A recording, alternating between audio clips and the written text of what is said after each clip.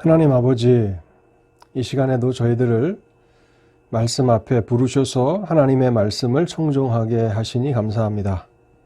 오늘 수요 기도회로 저희들 모여서 하나님 앞에 나아가고자 합니다. 하나님 말씀을 사용하셔서 저희의 믿음이 성장하도록 이끌어 주시옵시고 우리의 믿음의 눈을 밝히 뜨게 하셔서 하나님께서 일하심을 바라보며 소망 가운데 인내로서 이 세상을 살아가도록 자비를 베풀어 주시옵소서.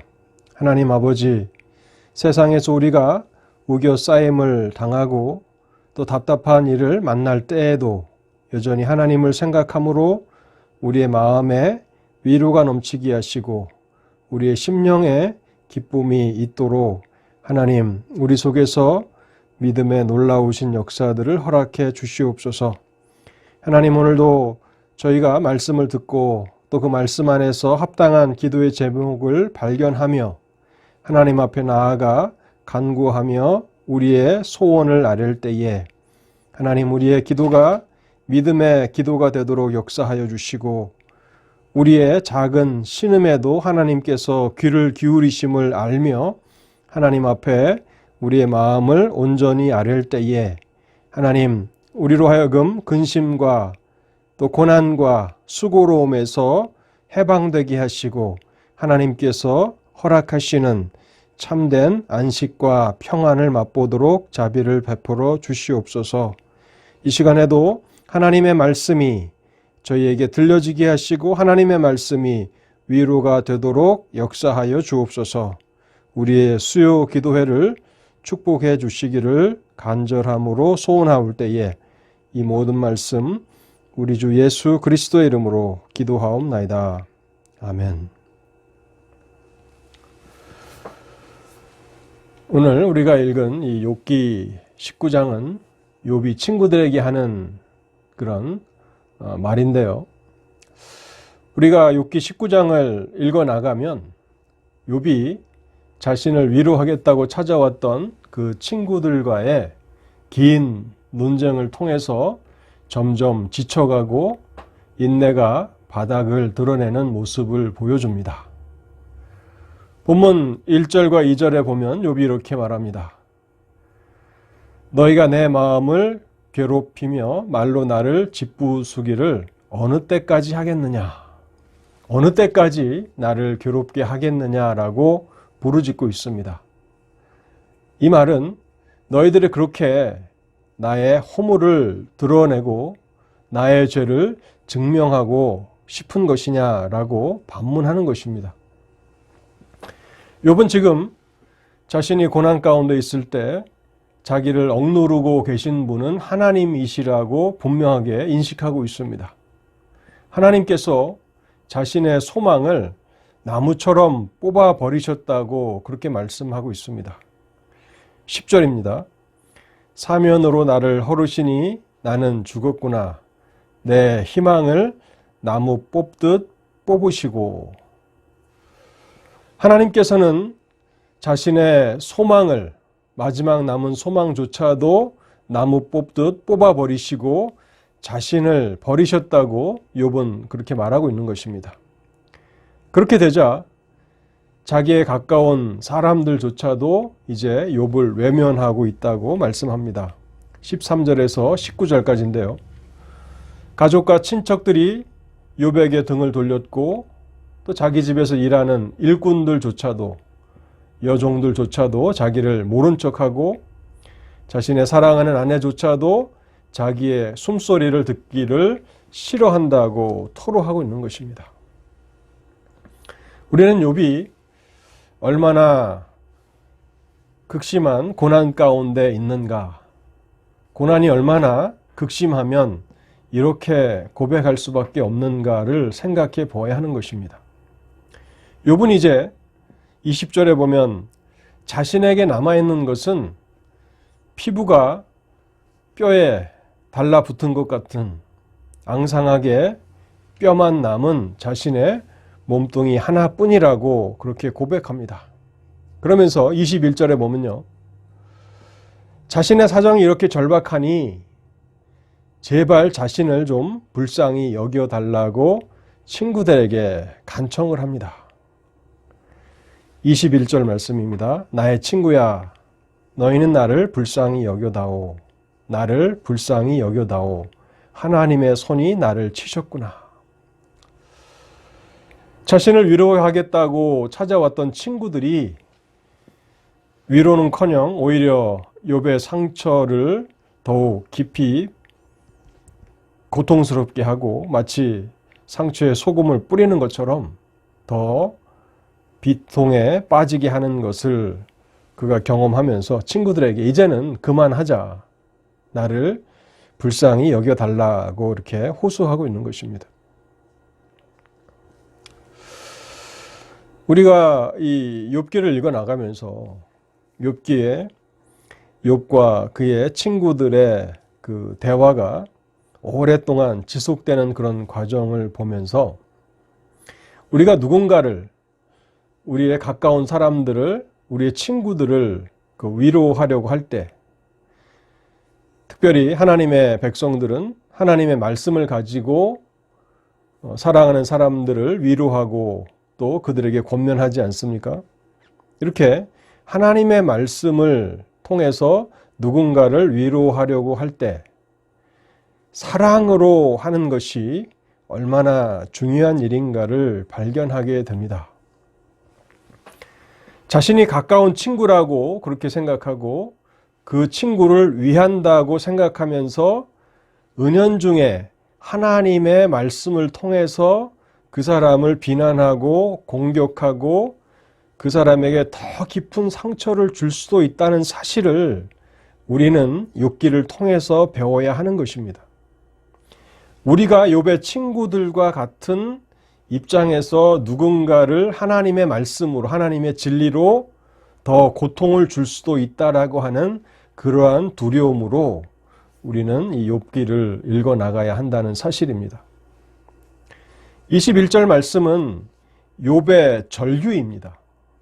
친구들을 향한 절규입니다. 원수가 아니라 욥의 가장 친한 가까운 친구라고 하는 그 친구들을 향한 절규입니다. 나의 친구야, 너희는 나를 불쌍히 여겨다오. 나를 불쌍히 여겨다오. 근데 우리가 이렇게 욥이 호소하지만 20절부터 또 욥의 친구들이 하나님의 진리를 가지고 욥을 위로한다 치고서 욥을 공격해 나가는, 욥을 비난해 나가는 것을 보게 됩니다.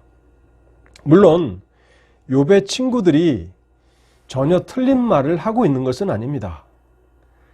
어느 측면에서 보면 욥의 친구들의 말은 진리를 말하고 있는 것입니다. 근데 문제는 그 진리를 잘못 적용하는 데 있는 것입니다. 우리가 의사가 약을 처방할 때 약은 다 유익한 것이지 않습니까? 그러나 그 약을 정확한 환자에게 이렇게 적절하게 처방해야 그 약이 효과가 있는 것이지, 검증된 약이라 할지라도 그것을 잘못된 환자에게 준다면 오히려 그것이 독이 될 수도 있지 않겠습니까? 마치 그런 것입니다. 욥의 친구들이 하는 말 그 자체를 보면 그것이 진리를 벗어난 말은 아닙니다. 그런데 욥의 상황을 온전히 알지 못한 상황에서 어설프게 하나님의 진리를 가지고 그를 권면한다고 이야기할 때 그것이 위로가 되기는커녕 오히려 욥에게는 깊은 상처만을 남기고 있다는 것입니다. 욥의 경우에 하나님께서 사탄 앞에서 욥의 믿음을 칭찬하신 일로 인해서 사탄이 시기하였고 사탄은 하나님 앞에 항변하며 욥은 하나님께서 주신 그 선물들 때문에 하나님을 섬기는 것입니다 라고 강변하지 않았습니까? 그래서 하나님께서는 사탄에게 욥을 시험하도록 허락하신 것입니다. 하나님의 영광을 위한 것이죠. 그런데 욥의 친구들의 말을 들어보면 줄기차게 회개하라는 것입니다. 욥에게 너의 죄를 회개하면 하나님께서 다시 너를 축복하실 것이라는 말을 지겹도록 되풀이하면서 말하고 있는 것입니다. 우리가 이렇게 하나님의 말씀을 가지고 누군가를 고통스럽게 더욱 절망 가운데 빠지게 할 수 있다라고 하는 사실을 우리는 욥기를 통해서 배워야 하는 것입니다. 오히려 욥기에서 나온 욥의 친구들의 그 역할은 처음 욥을 찾아와서 일주일 동안이나 아무 말도 하지 못하고 욥과 함께 슬퍼하지 않았습니까? 그것이 욥의 친구들이 욥에게 한 가장 좋은 일입니다. 가장 선한 것입니다. 어떨 때는 우리가 어설프게 하나님의 말씀으로 누군가를 위로한다라고 말하며 상처를 내는 것보다도 그 사람과 함께 있어주는 것, 아무 말도 하지 않고 그 사람의 말을 들어주는 것이 훨씬 더 유익하고 지혜로운 일일 수 있음을 우리는 배워야 하는 것입니다. 또 욥의 친구들은 소름 끼치게도 이 사실을 알지 못합니다. 자신들은 끊임없이 욥을 위로하고 욥을 위하고 있다라고 생각하고 있습니다. 처절하게 원수와 같이, 잔인한 원수와 같이 욥을 공격하고 있고 욥을 고통스럽게 하고 있는데 자신들만은 그 사실을 알지 못하는 것입니다. 이러한 일이 우리 주변에도 많이 있지 않습니까? 그리스도 안에 형제와 자매라고 말하는 사람들이 하나님의 진리를 말한다고 하면서 어설픈 진리를 가지고 우리를 권면한다고 했을 때 위로가 되기는커녕 비수와 같이 우리의 마음을 아프게 하는 그런 일들이 비일비재하게 일어날 수 있다는 것입니다. 하나님의 진리를 말할 때 우리는 그 사람의 입장에서 사랑으로 정말 그 사람을 걱정하며 염려하는 그러한 마음에서 조심스럽게 진리를 말하지 않는다면 오히려 하지 않는 것보다 못한 일이 될 수 있음을 배워야 합니다. 욥의 이 절망이 나타난 이후에 23절에 보면요. 욥은 갑자기 하나님 앞에 이제 새로운 소망을 가지고 믿음을 고백합니다. 그의 절망이 이토록 깊어졌을 때 갑자기 욥이 자신의 믿음을 드러내기 시작하는데요. 나의 말이 곧 기록되었으면 책에 쓰여졌으면 철필과 납으로 영원히 돌에 새겨졌으면 좋겠노라. 내가 알기에는 나의 대속자가 살아계시니 마침내 그가 땅 위에 서실 것이라. 내 가죽이 벗김을 당한 뒤에도 내가 육체 밖에서 하나님을 보리라. 욥은 자신이 이렇게 죽는다 할지라도 다시 부활할 것에 대한 부활의 소망을 이곳에서 고백하고 있고 언젠가 다시 이 땅에 서실 대속자 그리스도를 볼 것이라고 그는 소망 가운데 말하고 있습니다. 그러면서 그 대속자 그리스도를 그가 장차 보게 될 텐데 27절에 보면요. 내가 그를 보리니 내 눈으로 그를 보기를 낯선 사람처럼 하지 않을 것이라 내 마음이 초조하구나 라고 고백하고 있습니다. 그리스도를 친밀하게 알 것이다. 그리스도와 친밀한 교제를 나눌 것이라고 하는 그 소망을 이곳에서 토로하고 있는 것입니다. 그가 지금 자신의 가장 친구들로부터도 버림을 받은 절망적인 상황인데 그래서 오죽 답답하면 친구들을 향해서 불쌍히 여겨달라고 말하고 또 자신의 이 말이 책에 영원히 기록됐으면 좋겠다라고 말하는 그 절망적인 순간 가운데 그는 그리스도 대속자를 생각하며 위로를 받고 있는 것입니다. 그날을 욥은 너무 사모합니다. 자신이 이 땅에서는 자신도 알지 못하는 그 이유 때문에 환난과 고난을 겪고 있는데 그리고 하나님께서 자신을 외면하고 계시다라고 하는 그런 상황을 알고 있는데 그럼에도 불구하고 그는 장차 그리스도께서 다시 나타나실 그 영광의 소망을 생각하며 그리스도를 의지하며 위로를 받고 있다는 사실입니다. 여기 대속자라고 하는 이 말은요, 25절에 히브리어로 고엘이라는 말인데 기업 물을 자를 지칭하는 말입니다. 어떤 사람이 잃어버린 기업이나 권리를 회복해 주어야 하는 책임을 가진 가장 가까운 친족, 그 사람을 기업 물을 자라고 하는데요. 지금 그리스도께서 자신의 기업 물을 자가 되신다라고 생각하면서 그는 소망을 갖고 있는 것입니다. 욥이 지금 그렇게도 갈망하고 있고 또 의지하는 것은 그 대속자가 살아 계시다는 사실입니다. 그리고 그분이 자신의 이 억울한 그 상황을 변호해 주실 것이라고 생각하면서 그는 위로를 받고 있는 것입니다.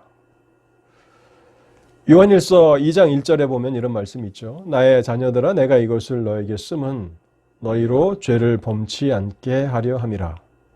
만일 누가 죄를 범하면 아버지 앞에서 우리에게 대언자가 있으니 곧 의로우신 예수 그리스도라.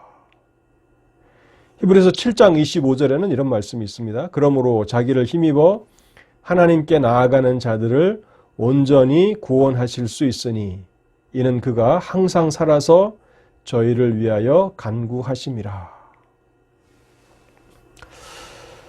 여러분, 우리에게도 이러한 소망이 있습니까?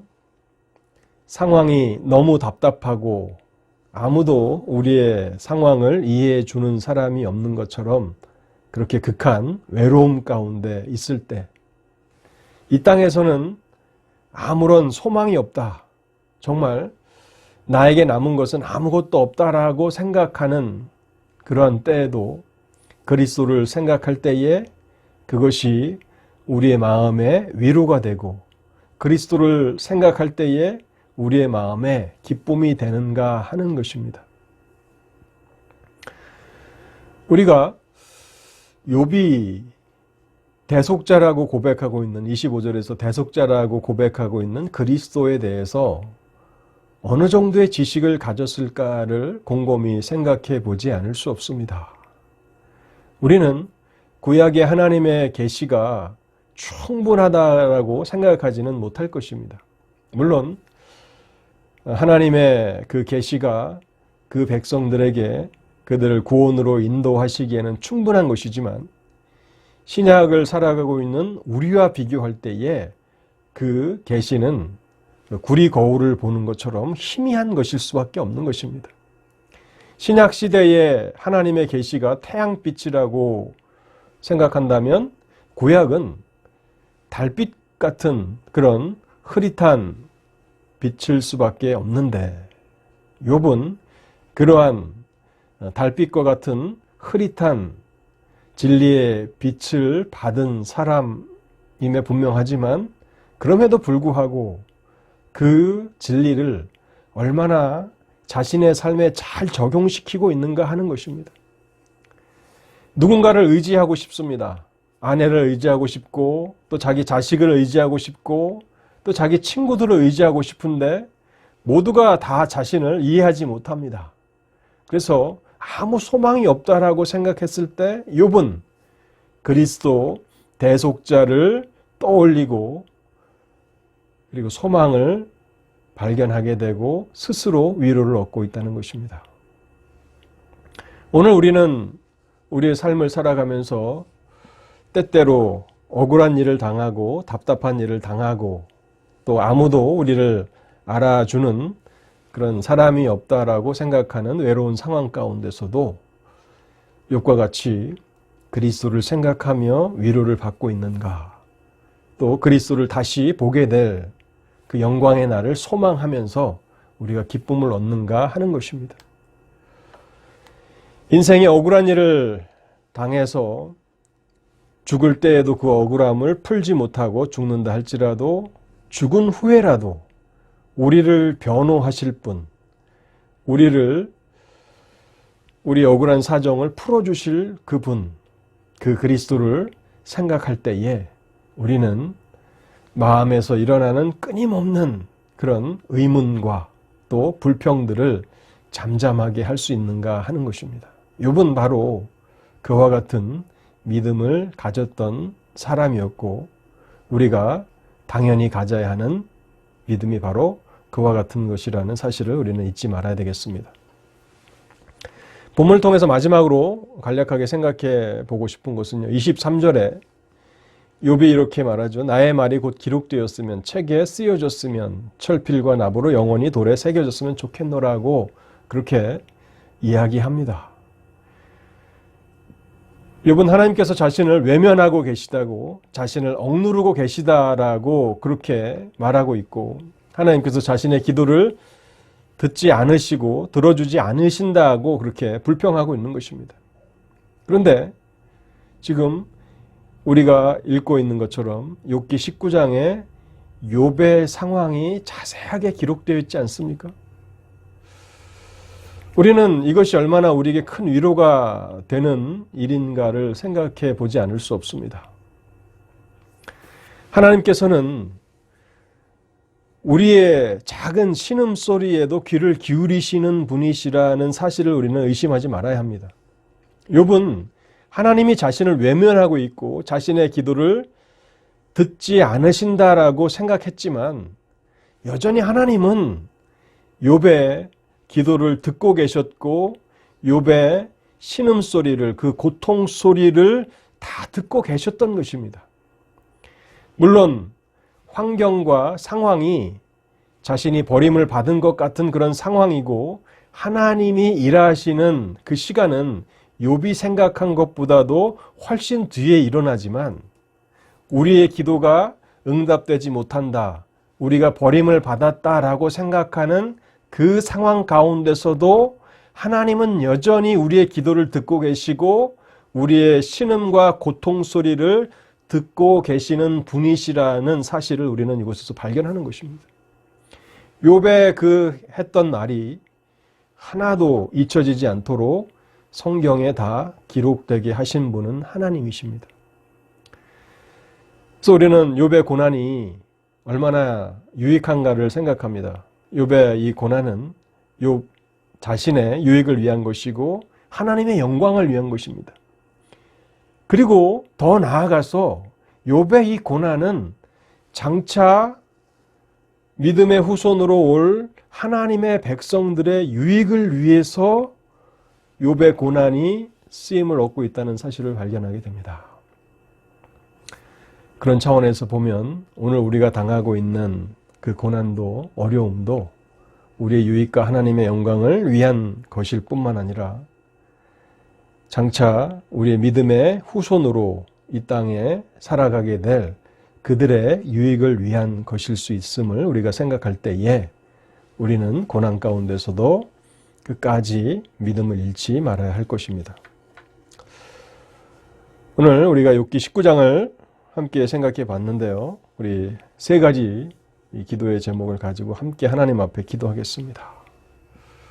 우리가 진리를 말할 때 하나님의 말씀을 가지고 누군가를 권면하려고 할 때 잘못하면 우리의 그 말이 사랑하는 사람들, 그리스도 안에 있는 형제와 자매들의 깊은 상처를 낼 수 있다는 것을 우리는 인식하면서 마치 의사의 그 메스가 잘못 그 메스가 적용되면 깊은 상처를 내지 않습니까?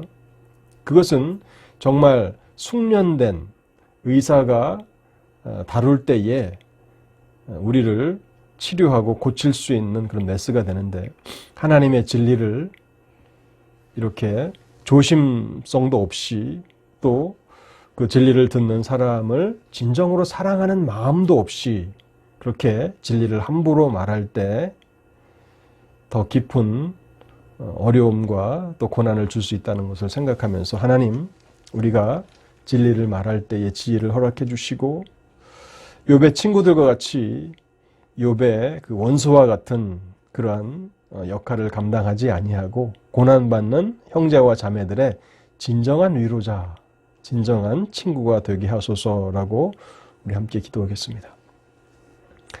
어떤 고난 가운데 있을 때 우리의 말이 하나님께 전혀 상달되지 않는 것 같은, 우리의 기도가 전혀 응답받지 못하는 그런 답답한 상황 가운데 있을 때라도 하나님은 우리의 기도를 듣고 계신다는 사실, 우리의 신음소리와 우리의 고통소리를 외면하지 않고 계시다는 사실, 그리고 우리가 생각한 그 시간에 응답하지 않으실 수 있지만 하나님의 정하신 때에 반드시 그 기도를 응답하신다는 사실을 우리가 생각하면서 인내로서 기도해야 되겠습니다. 하나님, 우리에게 끝까지 하나님이 우리의 기도를 듣고 계심을 믿음으로 알며 인내로 기도하게 하옵소서라고 기도하겠습니다.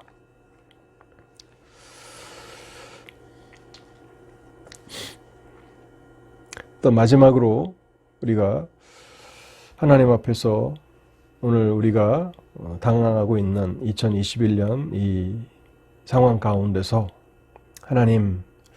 하나님의 길이 어디 있는지 우리가 발견하게 하시고 우리에게 자비를 베풀어 주실 때에 영적인 일들이 놀랍게 회복되고 교회가 회복되고 예배가 회복되고 또 사랑하는 성도들이 믿음에 있어서 놀라운 진보를 이루는 2021년 한 해가 되게 하옵소서. 우리 이 세 가지 기도의 제목을 가지고 한 10분 정도 간절히 기도하도록 하겠습니다. 우리 같이 기도하도록 하겠습니다.